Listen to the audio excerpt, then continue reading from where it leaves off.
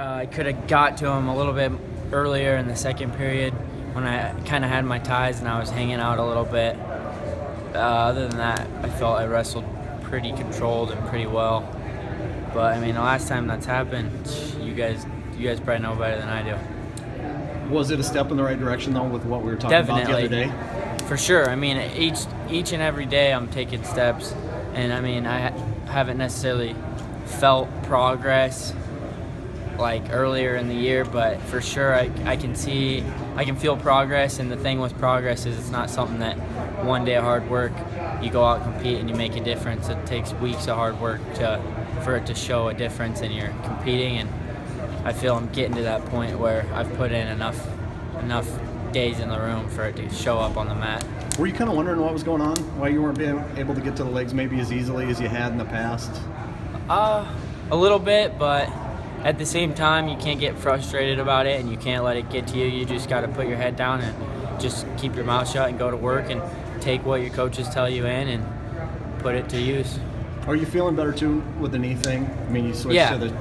Yeah, I mean, every wrestler has something that's bothering them. No wrestler, in my mind, you're not 100% unless you tell yourself you're 100%. So, I mean, I'm 100% in my mind, so I'm 100% whether my body is or not. If my mind's right and my mind's ready to go, I can wrestle 100%. Was that the first match you've gotten rid of that big heavy pad? Yeah, since Midlands or whatever. Well, I had the knee tape, and then I had to go to the big pad because there was like two different little things bothering me. But I mean, it's all good. Did that free you up a little bit more, not carrying that thing around? Or honestly, I didn't let it get to me. It might have seemed like it did, but it didn't. No excuses. It's like getting a pin in this building, especially when there's 9,000-10,000 in the stands. It's a good feeling because, I mean, you work hard throughout the week and you get a little bit of pressure built up, and the fans out there add on to it a little bit, and then when the second the ref slaps the mat, you just feel it all release. And I mean, everyone's felt that feeling. It's a really good feeling, and that's what it feels like. Could you hear when Gilman got his? I was right there watching. It surprised me a little bit because I was kind of anticipating the full match. I was preparing. That's the thing with Gilman, man. You'll be preparing. You like to have that full 7 minutes to get your mind right and ready to go, and then he goes out there and pins the kid in 30 seconds, and I'm in a hurry to get my stuff off, and Tom's back there saying, "Take your time, take your time."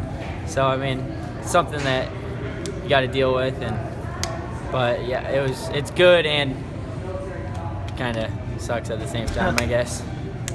Did you feel a little more sharp than maybe some of your recent matches?